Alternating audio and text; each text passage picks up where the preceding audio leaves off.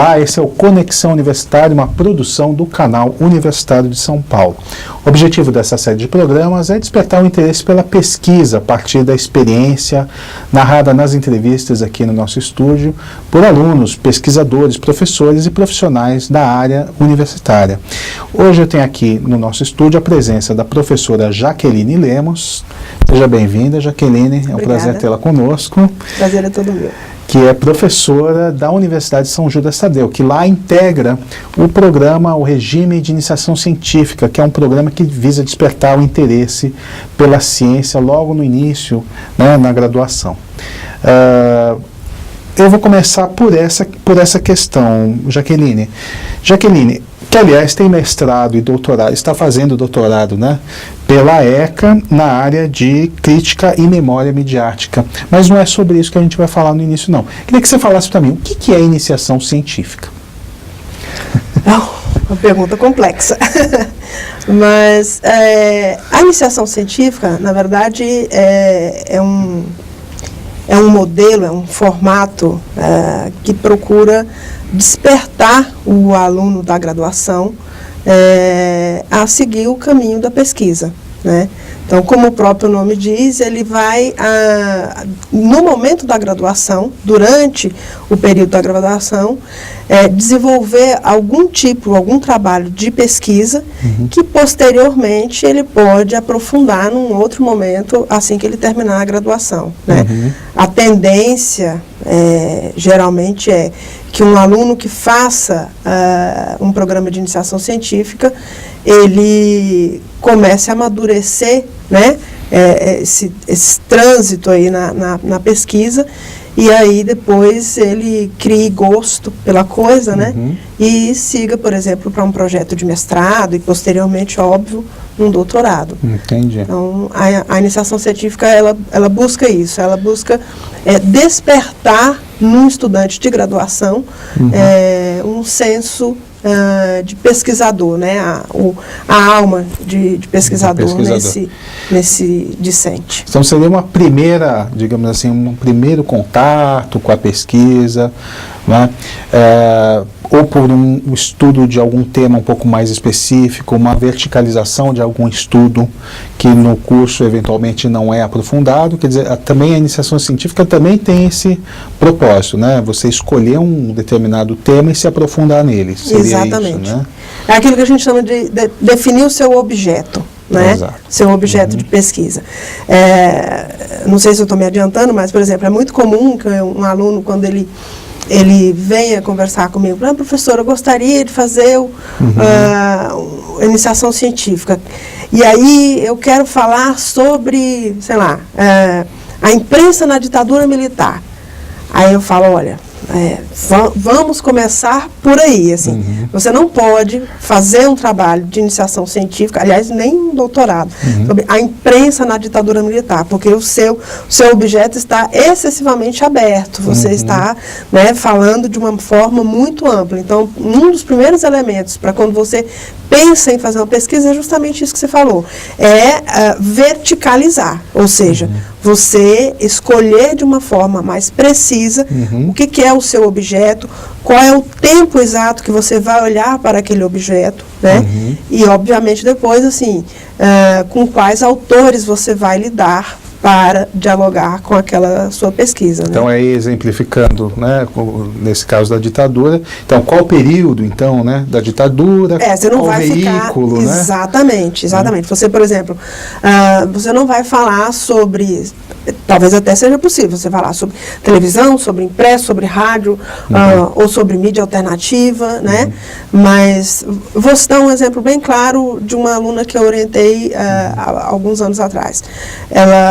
O desejo dela era justamente falar sobre o jornalismo, a imprensa na época da ditadura militar, e a gente precisou fazer um recorte muito específico, que foi ela falar sobre o episódio do assassinato do estudante Edson Luiz, né? E esse episódio a gente fez uma reflexão sobre como os jornais diários impressos cobriram, e aí a gente selecionou eram alguns jornais do Rio e alguns jornais de São Paulo, né? Como é que eles noticiaram a morte do estudante.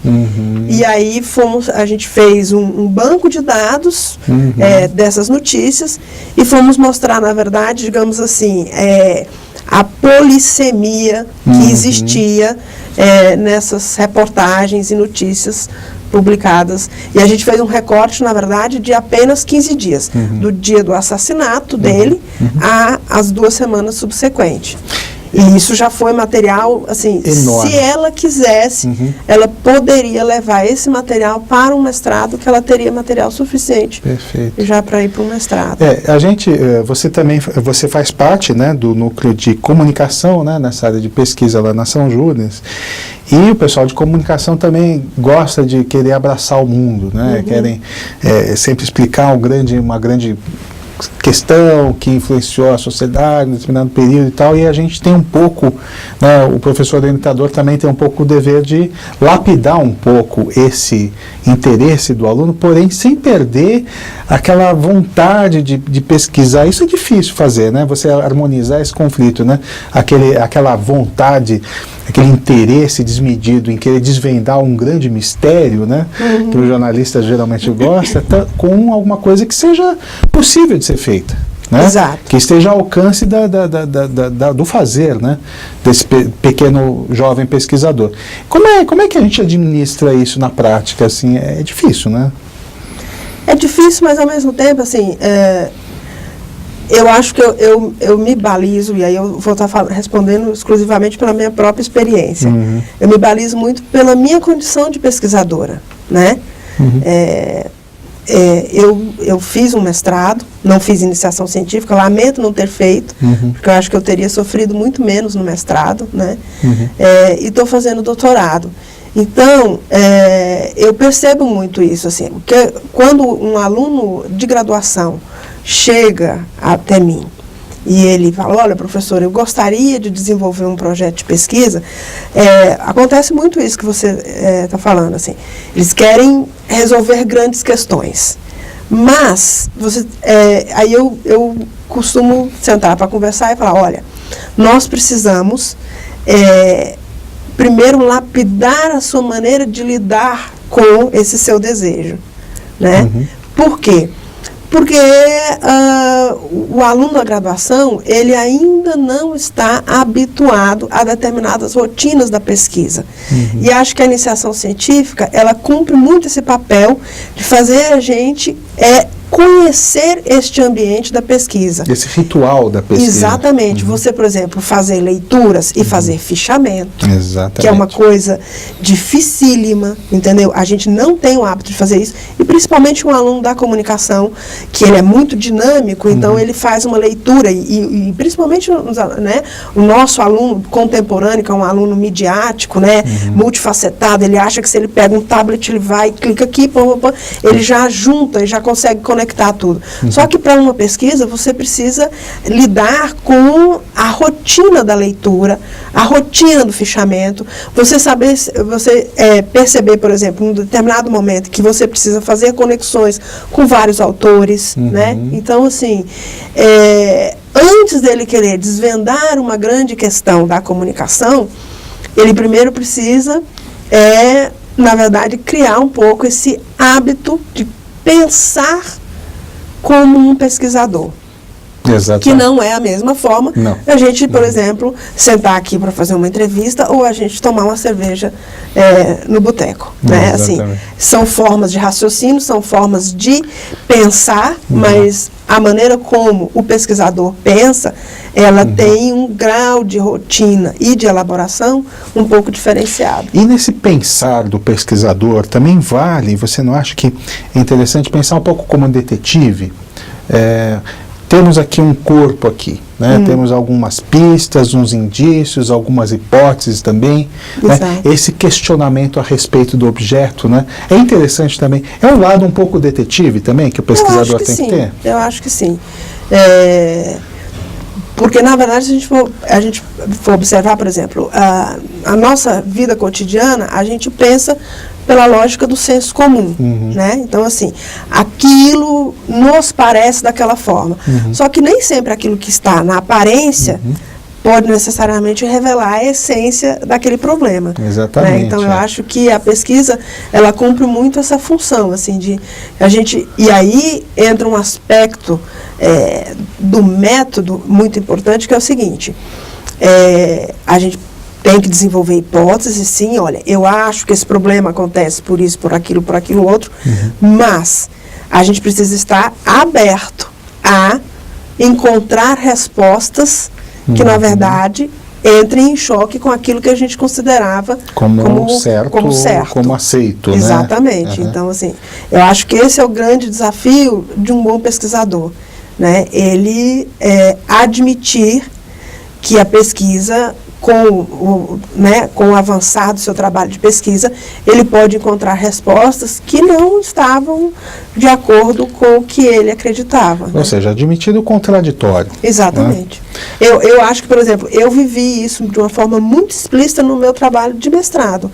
E assim, foi um choque terrível. Tanto é que eu quase abandonei o meu mestrado porque eu não estou gostando da realidade que eu das respostas que eu estava encontrando. Você não pensava Exatamente. que aqueles resultados iam ser de uma forma diferente ao qual você estava imaginando. E eu acho que, assim, o jovem pesquisador, ele tem muito esse...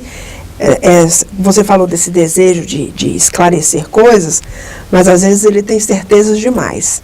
E isso é uma coisa importante para a gente trabalhar na pessoa que vai fazer a iniciação científica. Tenha menos certezas, aliás, tenha mais dúvidas. Aumentar, né, o campo das incertezas. Exatamente, né? Exatamente. E é sobre, basicamente, isso que a gente vai, no próximo bloco, falar da continuidade dessa entrevista com a professora Jaqueline Lemos, aqui no Conexão Universitária. A gente volta já.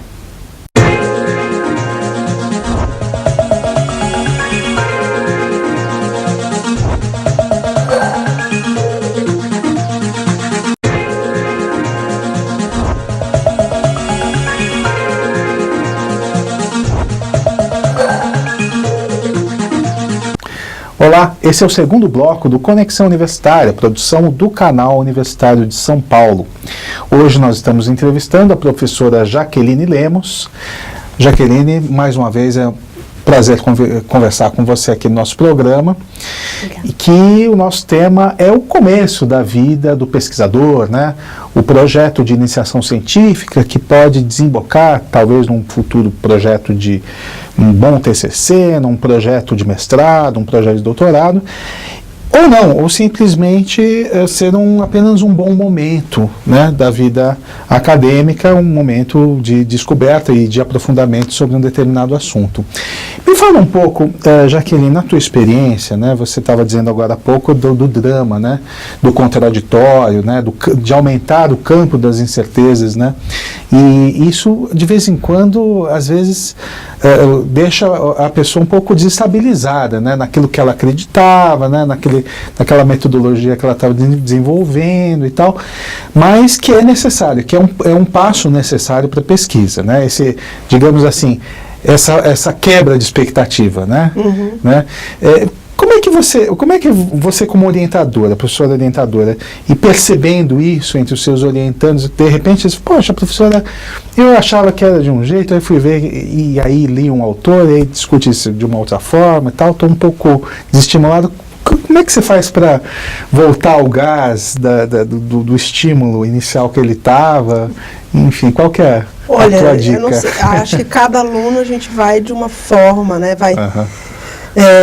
Você tem que na verdade, ter digamos assim, um olhar até um pouco de psicólogo para a coisa, obviamente que eu não tenho nenhuma formação para isso, não quero desmerecer o trabalho de quem é profissional da área, mas assim, geralmente ocorre assim, o aluno está muito empolgado por um tema, entra na iniciação científica, aí geralmente o primeiro semestre é uma maravilha, né? Assim, lá na São Judas, por exemplo, a gente tem um programa que dura 2 anos. É um trabalho de 2 anos de pesquisa e tem um outro que dura 1 ano. Se a gente reduzir né, fizer uma comparação, o processo é mais ou menos assim. Você tem alguma coisa em torno de 30% do tempo inicial, eles estão absolutamente empolgados. Aí depois, eles começam a perceber que o trabalho de pesquisa vai exigir mais do que eles imaginavam. Em termos de dedicação de tempo, em termos de leitura, de reflexão. E essa reflexão, por mais que ela tenha um acompanhamento e orientação, ela é fundamentalmente um processo também individual, ou seja, você precisa estar disposto a ficar centrado no tema, né? Aí entra o momento de você rejeitar o trabalho, né? Eu, até hoje, eu já tive 12 orientandos de iniciação científica e tive 2 que desistiram. Por motivos diferentes, né? Um deles, realmente, ele falou, olha, professora, minha vida não é a pesquisa, e desistiu, e assim, eu achei que a resposta que ele tinha dado era mais que suficiente, e o outro por questões pessoais. Então, mas todos os meus orientandos, em um momento ou outro, quiseram desistir. O que é uma coisa absolutamente natural. Natural, mas você precisa criar uma situação para, na verdade, convencer ou seduzir o aluno a retomar. Eu falo, olha, é normal e tal, mas você, acho que talvez fazer uma nova leitura, arejar um pouco, ou ir para uma reflexão mais prática, porque às vezes no campo do jornalismo é muito comum o aluno se sentir muito distante da realidade quando ele está só na teoria. Então, se o trabalho tem, por exemplo, um olhar mais prático, você vai, por exemplo, estudar um determinado autor, uma determinada obra, então foca nisso, foca no objeto, foca na coisa mais prática, porque aí às vezes ele retoma, digamos assim, o ânimo dele pelo tema, e aí quando ele vê, ele já está há poucos meses do final, e aí ele volta ao aquele entusiasmo inicial e até mais convicto, né? Exato. Porque avançou, né? Avançou Exatamente. Um pouquinho mais. Na sua opinião, você acha que um programa de iniciação científica ele é importante não só para pesquisa, mas também para a formação de um aluno? Ou seja, ele passa a estudar mais, ele passa a se dedicar mais. Isso tem um impacto na formação no geral, na formação de um aluno, ou é uma coisa muito específica? Assim, o que eu consigo observar pela minha experiência como orientadora e assim dos meus colegas, né, do núcleo de pesquisa, é que geralmente você desperta no aluno uma vontade de um conhecimento mais aprofundado. Né? Em tudo, assim, né? Em não, tudo. Especificamente não. Não só você fazer um mestrado posteriormente, mas assim, geralmente na própria graduação, esse aluno se torna um aluno mais atento e mais... crítico, talvez? Mais crítico e mais, assim, preocupado em buscar olhares diversos, que eu acho que é isso um pouco que a pesquisa faz, né? Você não ficar, por exemplo, preso a um único autor ou a única forma de olhar. Como a gente procura sempre fazer, olha, vamos primeiro fazer, né, um leque, abrir as possibilidades de leitura sobre este problema. E aí depois a gente encontrar um eixo para caminhar, né, no teu trabalho de iniciação científica, eu acho que esse aluno ele acaba despertando para isso, entendeu? Para essa coisa mais, para esse olhar mais plural do ponto de vista da diversidade e ao mesmo tempo não se contentar com uma leitura, digamos assim, de uma introdução de um capítulo, né? Mas aprofundar um pouco mais para você saber realmente o que é aquele pensamento, o que é aquela ideia, o que é aquele conceito. Ou seja, né? É uma prática extremamente saudável para quem quer estudar qualquer área, independente da área em si, né? No caso do jornalismo, a gente está conversando, mas qualquer área, o hábito da pesquisa, o próprio critério, como você falou, o ritual é um hábito saudável, né? Agora, em relação à carreira, né? E a gente está falando um pouco mais sobre jornalismo, né? Sobre comunicação, e a gente sabe que não são todos, eu diria até é bem pouco, né, do público que procura o jornalismo, o caminho acadêmico, né? Então a gente tem muita gente que procura o curso de jornalismo para trabalhar nas redações, né, na televisão, no rádio, mas é um caminho, digamos assim, um pouco mais natural. O que você acha em relação a isso? Quer dizer, alguém que começa um projeto de iniciação científica é incentivado a continuar isso depois no mestrado, no doutorado? Você acha esse caminho natural, ou você acha que é importante o mercado também? Como é que você vê isso, essa relação entre a vida acadêmica e profissional na área da comunicação, por exemplo? Eu acho que a gente vive hoje um momento da formação profissional, acho em qualquer área, que assim, a formação ela é permanente. Uhum. A graduação, ela, na verdade, é o primeiro passo de uma vida profissional. Que nunca acaba. Uhum. E se o aluno vai para um projeto de iniciação científica na graduação, geralmente ele tem um interesse em fazer uma carreira acadêmica, né?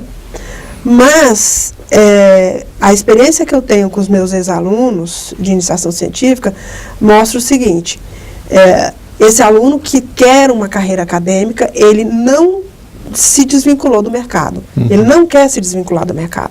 Ele, na verdade, ele quer trilhar os dois caminhos paralelamente. Né?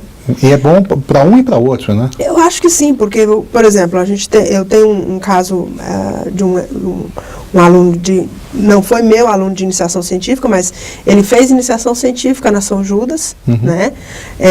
Ele hoje é editor de um de um programa de televisão, está lançando um livro agora, no final de semana, e esse livro é o resultado da dissertação de mestrado dele, e ele já está fazendo doutorado.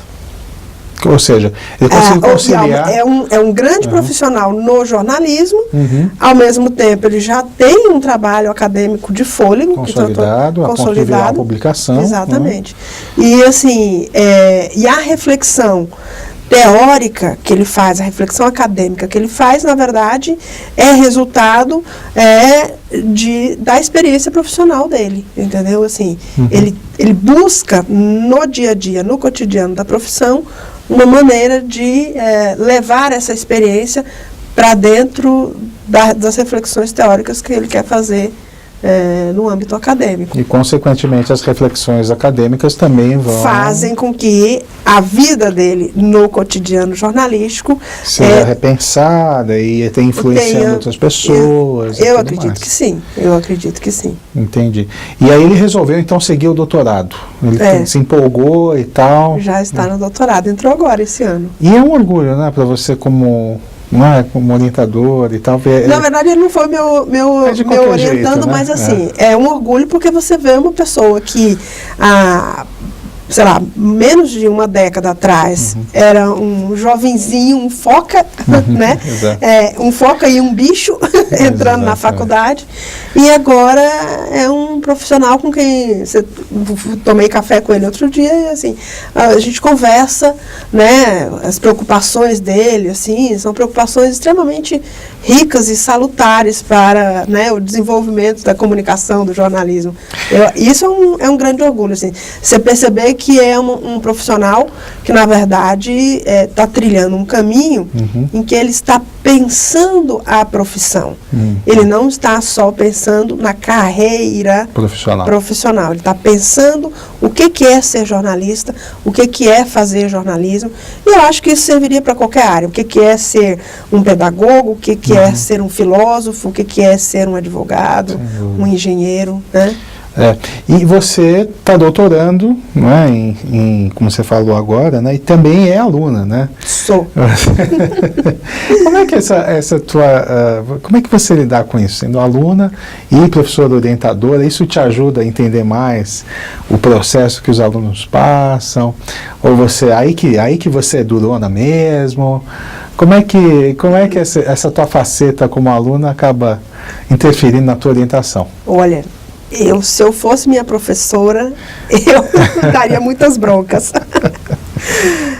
Eu acho que, assim, eu faço parte do grupo de alunos meio relapsos. Todo mundo fala que estudante de jornalismo deixa tudo para a última hora porque gosta de ver o deadline, né, sufocando ali no nosso o fechamento piscando ali. Exatamente. Né? E eu acho que eu não acabei, mesmo sendo uma pessoa que já tenha feito mestrado e tal, eu ainda me perco nessa coisa dos prazos, né? Deixo a coisa acontecer de uma forma... eu me planejo meio mal. Então, assim, eu cobro dos meus alunos um planejamento que muitas vezes eu, na condição de aluna, não sigo.